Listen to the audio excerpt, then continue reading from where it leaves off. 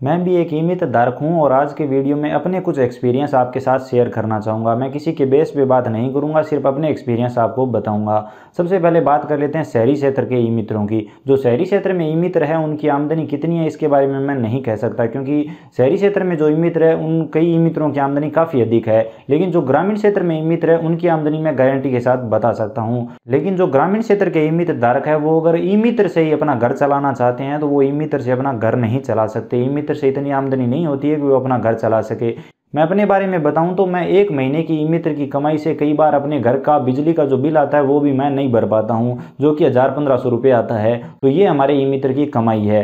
अब इसके ऊपर से सरकार के अलग नियम, अगर ई-मित्र धारक के वॉलेट से 20 रुपये कटे हैं और अगर उसने 30 रुपये ले लिए और अगर उसकी किसी ने शिकायत कर दी तो उसके बाद ई-मित्र धारक पर तुरंत कार्रवाई हो जाती है। या तो उसकी तुरंत ही आईडी सस्पेंड कर दी जाती है या फिर उसे पेनल्टी देनी पड़ती है और उसे वार्निंग भी दी जाती है। अब आप मुझे एक बात बताओ कि अगर ई-मित्र धारक के वॉलेट से 50 रुपये कटेंगे और वो सिर्फ अगर 50 रुपये ही लेगा तो वो घर पर क्या लेकर जाएगा? ई-मित्र धारक की कोई सरकारी सैलरी तो है नहीं, जो कमीशन है वो महीने के लास्ट में आता है, वो भी 1000-1500 रुपये। तो वो 1000-1500 रुपये में घर कैसे चलाएगा? अब यहाँ पर एक बार मैं आपको फिर बता दूं कि मैं आपको ये नहीं कह रहा हूँ कि आप बहुत सारे पैसे लो या मनमानी करो। आप अपने हिसाब से एक फिक्स अमाउंट ले सकते हो। मैं ये नहीं कह रहा हूँ कि आप 1 से 20 रुपये लो और अगर आपको पता चल जाए कि सामने वाला अनजान है तो आप 500 रुपये ले लो, जिसके बारे में हमने पिछला वीडियो भी बनाया था। लेकिन उसे बहुत सारे लोगों ने सही तरीके से नहीं लिया था और बहुत सारे लोगों ने गलत कमेंट भी किए थे। लेकिन हमारा मतलब वैसे नहीं था जैसा वो लोग समझ रहे हैं। यहाँ पर मैं अपने बारे में बताऊँ तो मेरा ई-मित्र का मैक्सिमम कमीशन एक बार 2000 रुपये आया था, बाकी लगभग 1000-1500 रुपये हर महीने आता है। 1000-1500 रुपये में घर चलाना बहुत मुश्किल होता है, क्योंकि 1000-1500 रुपये तो घर का बिजली का बिल भी आ जाता है। अगर दुकान किराए पे ले रखी है तब तो और भी दिक्कत है। जो ग्रामीण क्षेत्रों के ई-मित्र है वो अगर सिर्फ ई-मित्र का काम करते हैं तो उन्हें बहुत सारी दिक्कतों का सामना करना पड़ता है। मैंने ग्रामीण क्षेत्र के ई-मित्रों को देखा है जो साथ साथ अपना खेती का काम भी करते हैं, इस कारण से उनके परिवार का गुजारा हो पाता है। पहले से जो ई-मित्र पर सर्विसें हैं उनके लिए सरकार ने अलग से एक रेट लिस्ट तैयार कर रखी है और कह रखा है कि अगर आप इस रेट लिस्ट से अधिक पैसे लेते हुए पाए जाते हो तो आप पर कार्रवाई की जाएगी। ये तो पुरानी सर्विस की बात हो गई। अभी जो नई सर्विस ई-मित्र पर आ रही है उन सर्विसों का तो क्या कहना। सरकार लगभग सर्विसों में तो फ्री में काम करवा रही है और अगर कमीशन दे भी रही है तो 1 रुपये 5 रुपये, जैसा कि आपने राशन कार्ड शेडिंग में देखा, जन आधार कार्ड वाली सर्विस में देखा, इसके साथ ही अभी चिरंजीवी योजना वाली सर्विस में देखा।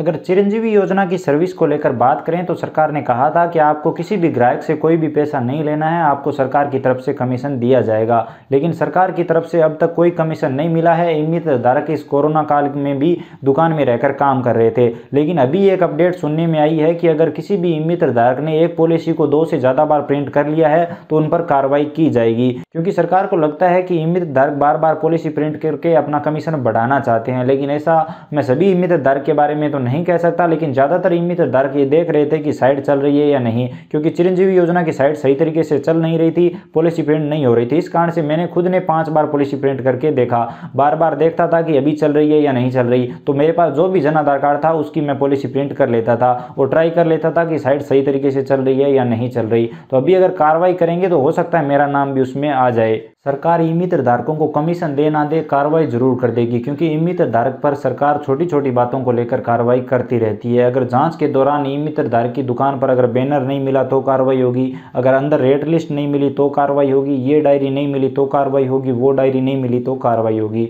इसके साथ ही कुछ समझदार लोग भी ई-मित्र पर आते हैं जो भी लगातार कार्रवाई करवाते रहते हैं। मान लीजिए कोई भी दुकान पर आया, उसके बाद उसका मूल्यवास आपने बना के दिया और अगर आपने 50 की जगह पर 60 रुपये ले लिए, क्योंकि 10 रुपये आपने फॉर्म के भी ऐड किए थे, और उनके पास ये एसएमएस आ गया कि आपके मूल्यवास की कीमत 50 रुपये है और 50 रुपये से अधिक अगर आपसे ई-मित्र धारक ने लिए हैं तो आप इन नंबर पर शिकायत कर सकते हैं। तो वो तुरंत ही उन नंबर को मिलाएंगे और शिकायत करेंगे।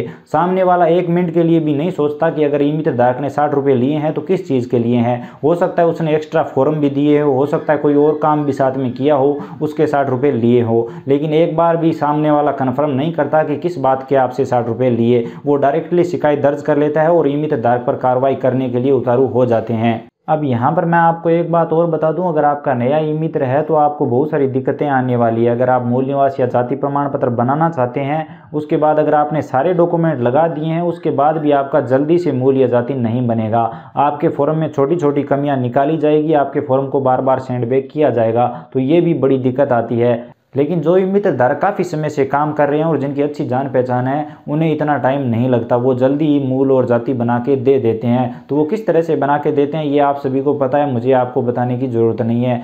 इसके अलावा भी बहुत सारी समस्याएं हैं जो ई मित्र धारकों के सामने आती है। अगर सभी समस्याओं को शामिल करेंगे तो ये वीडियो बहुत लंबा हो जाएगा। इन्हीं समस्याओं के चलते बहुत सारे ई मित्र धारक अपनी ई मित्र आईडी बंद करके दूसरा काम कर रहे हैं। यहाँ पर मैं ये भी नहीं कहता कि सभी ई मित्र धारक दूध के धुले हुए हैं, लेकिन कुछ ई मित्र धारकों की वजह से सभी ई मित्र धारकों के लिए सेम नज़रिया रखना कहाँ तक सही है। इसके साथ ही मेरा मानना ये है कि अगर ई मित्र धारक पर कार्रवाई हो तो तभी कार्रवाई हो जब उस बात की पुष्टि हो जाए कि गलती ई मित्र धारक की है। तो आज के वीडियो में बस इतना ही, मैंने अपना ओपिनियन आपके सामने रख दिया है। बाकी अगर आपको ये वीडियो पसंद आया तो लाइक करिए, अपने दोस्तों के साथ शेयर करिए, और अगर आप हमारे साथ जुड़ना चाहते हैं तो चैनल को सब्सक्राइब करके बेल आइकन प्रेस कर लीजिए, जो बिल्कुल फ्री है। इसके साथ ही आपके मन में भी कोई भी ओपिनियन है तो आप कमेंट में ज़रूर बताएं। अगर इसके अलावा भी कोई सवाल या सुझाव है तो कमेंट में बता सकते हैं। धन्यवाद दोस्तों।